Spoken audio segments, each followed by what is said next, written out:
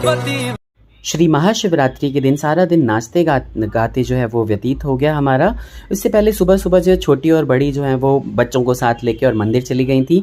1 घंटा 1.5 घंटा लाइन में लगने के बाद उनका नंबर आया। बहुत ही ज़्यादा परेशानी हुई उन्हें जलाभिषेक करने में।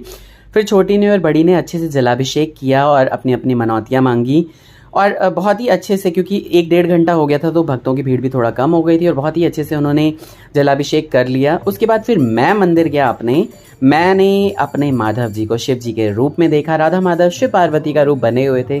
भक्तजन बहुत ही अच्छे से वहाँ पे कीर्तन कर रहे थे, नाच रहे थे, गा रहे थे।